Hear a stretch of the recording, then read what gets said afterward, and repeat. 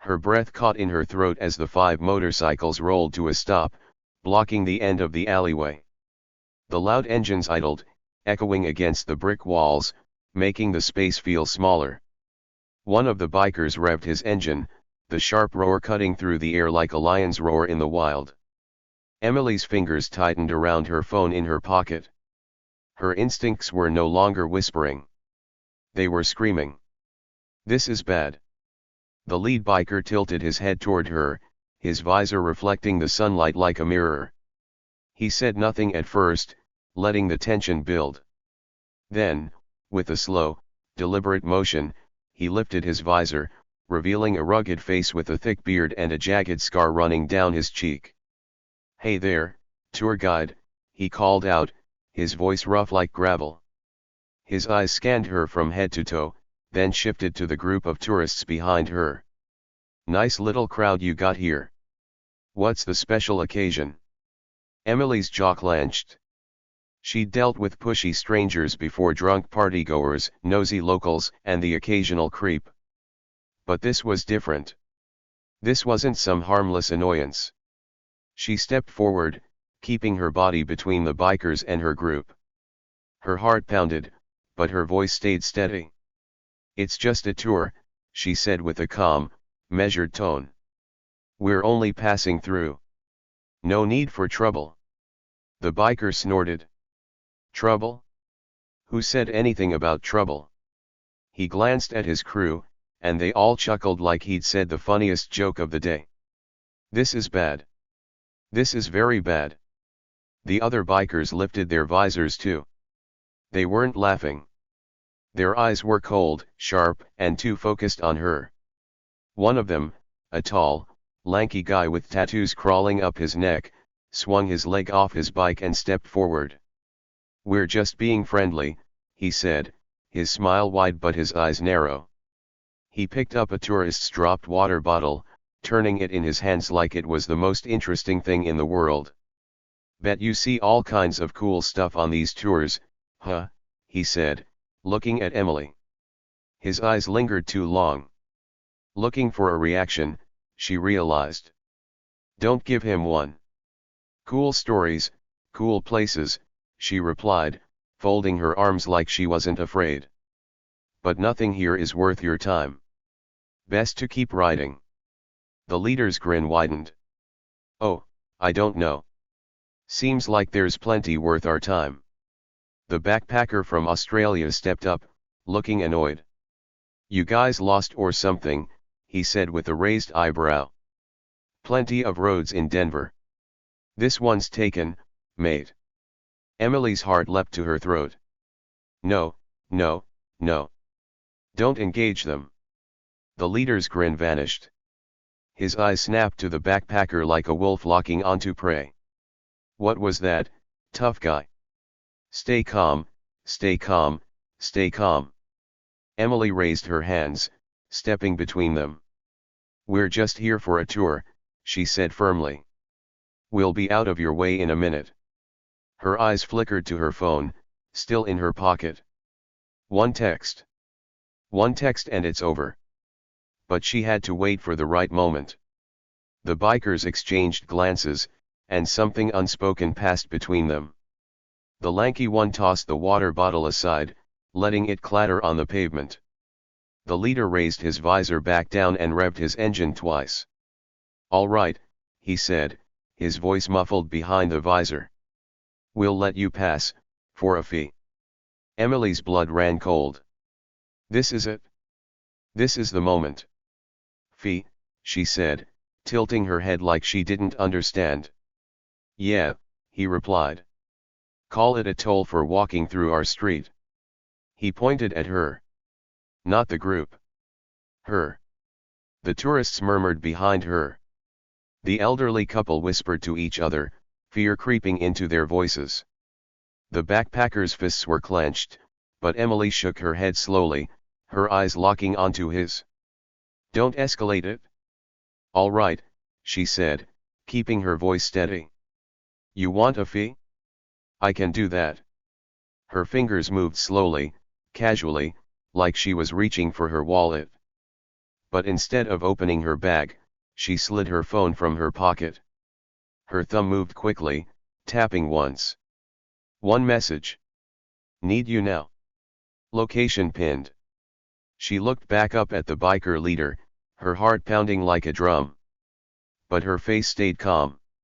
She smiled. Don't worry, she said softly, her eyes locked on his. Help is already on the way. For the first time, the biker hesitated. He didn't know it yet, but he was about to learn something very important. No one messes with Emily Dawson. Emily's smile didn't waver, even as the tension in the air grew sharp enough to cut. Her calm gaze met the biker leader's cold eyes. It wasn't just a stare, it was a message. She had already sent her real message. Somewhere, not far from where they stood, help was on the way. And when it arrived, everything was going to change. But for now, she had to buy time. The lead biker tilted his head, examining her like she was some kind of puzzle he couldn't figure out. His fingers drummed on the handlebars of his motorcycle, his eyes narrowing behind his visor. Help, huh, he said slowly, his voice carrying a sharp edge of mockery. That's supposed to scare me, little Miss Tour Guide. The other bikers chuckled, but it wasn't real laughter. It was that forced, ugly kind of laugh people use to cover up doubt. Emily didn't flinch. She took a slow step forward, hands still in front of her, palms open, calm and steady. Look, we're just tourists. Nobody here wants trouble. Let's keep it that way. The lanky, tattooed biker sneered. Oh, you think you're real smart, huh? Acting all cool like Yuri. The sun hung high in the sky, its golden rays bouncing off the polished steel of 5 roaring motorcycles as they rolled into the plaza like a pack of wild animals. The rumble of their engines echoed off the brick walls, drowning out the soft hum of conversations from tourists and locals alike. People turned to look, some out of curiosity, others out of caution. Emily heard it before she saw it, the distinct thunder of motorcycles getting closer. Her fingers tensed as she glanced over her shoulder. She had done enough tours to know that sound could mean trouble. The bikes moved in like they owned the place, slow and deliberate, each movement a statement of dominance.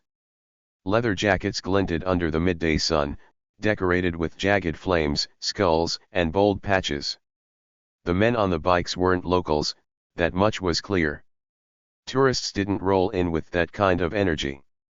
Her group of tourists was just starting to relax, enjoying her story about Denver's hidden history, but the sudden disruption froze them in place. Conversation stopped. Cameras were lowered. Parents pulled their kids a little closer. Then the engines cut off, one by one. Silence. But not a peaceful silence. It was the kind of silence that makes you feel like you're being watched. The bikers sat on their motorcycles for a moment, letting the tension build, their faces hidden behind tinted visors. One of them, a tall man with broad shoulders and arms thick as tree trunks, slowly flipped up his visor. A scar ran down his left cheek, and his eyes locked directly onto Emily. Hey, little Miss Tour Guide, he called out, his voice rough like gravel grinding under a boot. Think you're smart, huh? Showing these folks around like you own the place. Emily's heart skipped a beat, but she didn't show it. Years of working as a guide had taught her how to stay calm, even when people tried to push her buttons. She shifted her stance, planting her feet firmly on the ground. Her eyes scanned the crowd, the elderly couple, the family with the 2 kids, and the solo traveler from Australia. They're watching me, she realized. If I panic, they'll panic. She swallowed her nerves, forced a small, polite smile, and lifted her voice so everyone could hear. Just doing my job, she said firmly but not aggressively. We're only passing through. No need for trouble. Trouble, the biker repeated, chuckling as he swung one leg off his bike, standing up straight. He was even taller than he looked on the bike, towering over most of the tourists. He cracked his knuckles and took a step forward, his boots thudding against the pavement. "Trouble's my middle name, sweetheart." The other bikers laughed. It wasn't a real laugh, more like the kind of laugh hyenas make before circling their prey. They dismounted their bikes one by one, each movement slow, intentional, like they wanted everyone to see them. Emily's pulse quickened, but her face stayed calm. She subtly shifted, placing herself between the bikers and her tour group. "If they want me, fine. But they're not getting near these people." "Cool jackets," she said casually, pointing to the flame design on the leader's sleeve. "Custom made, huh?" The leader tilted his head like he was confused for a moment. Then he grinned, flashing a row of crooked teeth. "Yeah. You like it?" He took another step forward, closing the distance. "Yeah, real sharp," she said, her eyes never leaving his. "Keep him talking. Stay in control." "Sharp," he repeated, his grin growing wider. "You hear that, boys? She thinks we're sharp." Another biker, a lanky man with tattoos crawling up his neck like vines, snickered. "Sharp enough to cut," he muttered, loud enough for everyone to hear. The tension grew thicker. Emily could hear one of the kids behind her whispering, "Mom, are they bad guys?" Her heart squeezed at that. "Not if I can help it," she thought. She glanced back quickly and Emily's heart squeezed at the child's innocent question. "Not if I can help it," she thought. She glanced back quickly and saw the mother crouching low, pulling her two kids close to her sides. Her eyes met Emily's, wide with silent fear. The elderly couple shifted uneasily, the man putting a protective arm around his wife's shoulders. Emily knew she had to take control before things spiraled out of hand. If the bikers smelled fear, they'd press harder. She'd seen people like them before, the kind who thrived on intimidation, feeding off the reactions of others.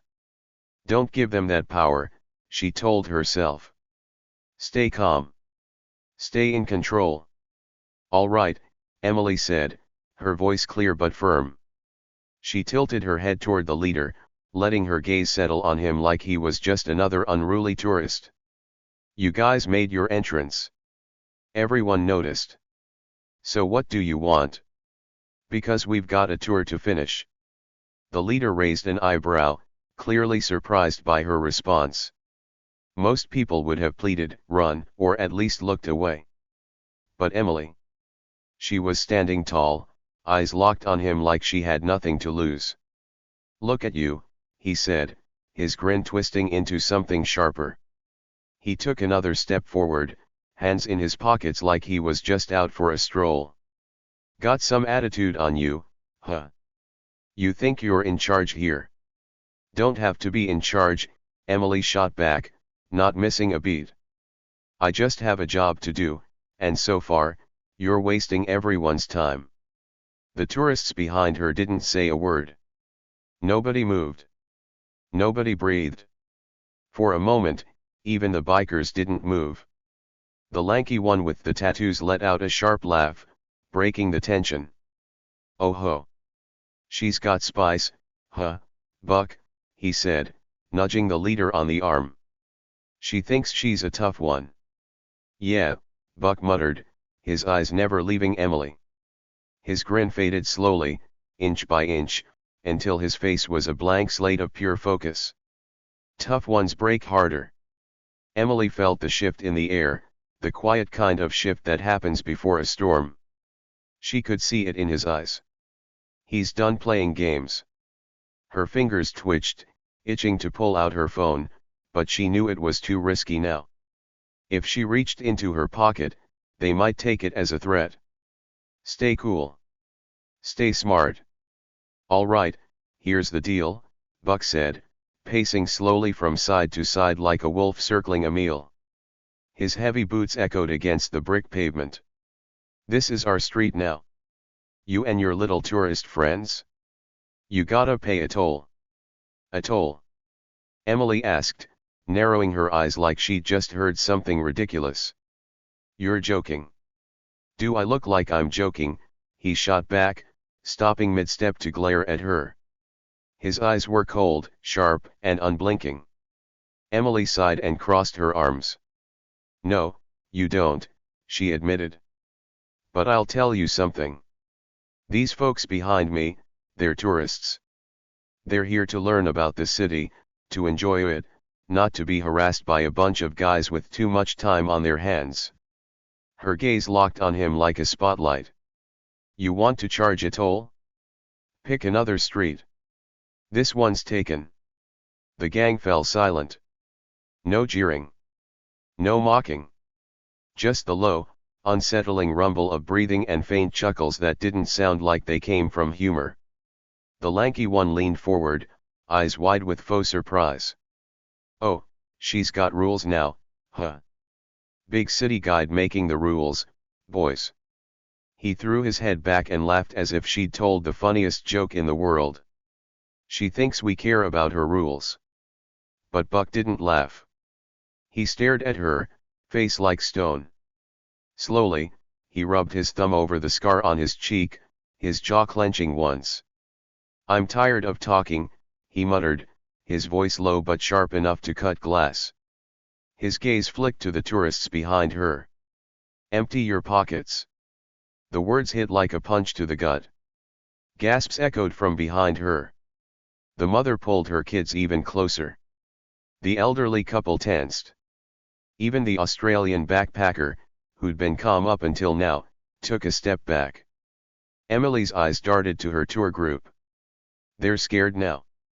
Fear spreads fast. If I don't stop this, it's going to get worse. Her mind raced, calculating every option.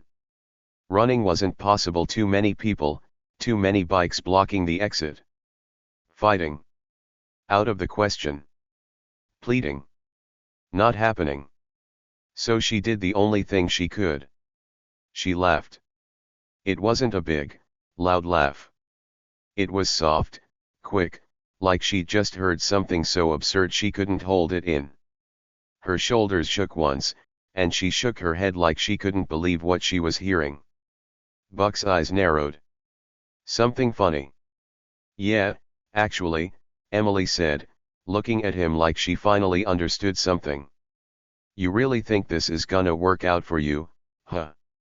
His gaze hardened. What'd you just say?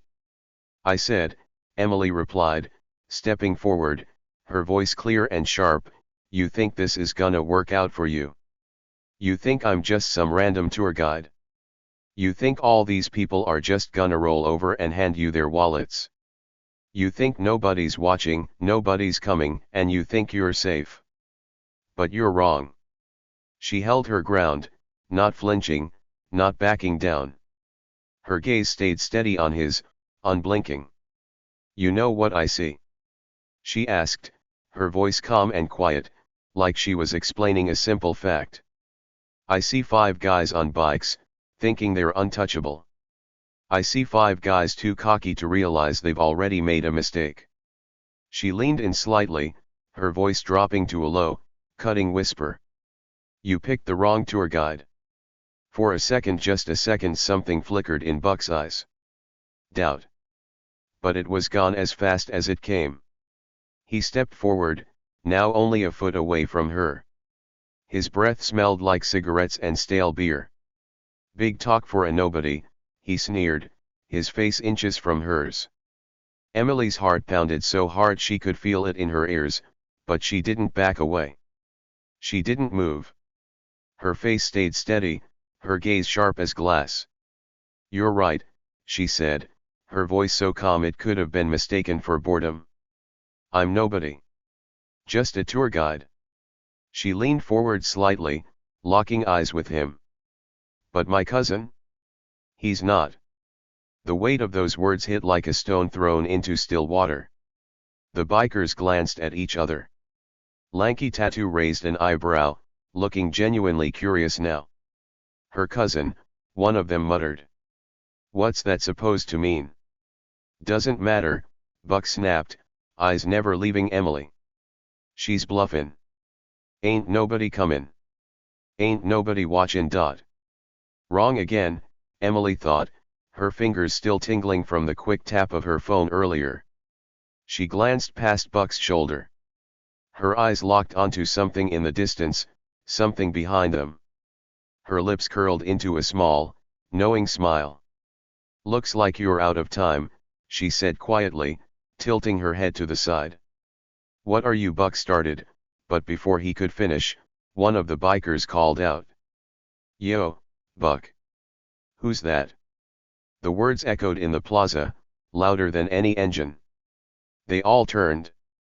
At the end of the street, a black SUV pulled up, sleek and silent like a predator on the hunt. Its windows were tinted so dark you couldn't see inside, but as the engine cut off, the air shifted. The bikers watched it like it was a wild animal that had suddenly appeared out of nowhere. The back door opened slowly. First, a single black leather shoe hit the ground. Clean. Polished. Expensive. Then a leg. Then a man. A tall man in a dark gray suit, his tie loosened just enough to make him look effortlessly powerful. He glanced at the bikers, eyes sharp as knives. The tourists gasped softly. Emily didn't even look at him. "Y'all made a mistake," she said softly, eyes still locked on Buck. "And now, you're gonna learn the hard way." The man in the suit walked forward slowly, adjusting his watch like he had all the time in the world. The bikers didn't laugh anymore. They didn't move, either. "Gentlemen," the man said, his voice smooth but deadly. "I believe you have something to explain." The sun hung lower in the sky now, casting long shadows across the cobblestone plaza. The heat lingered, sticking to the skin like a second layer. But for Emily, the warmth was the least of her worries. Her eyes stayed focused on the bikers, her gaze calm but unyielding, like a chess player already planning 5 moves ahead.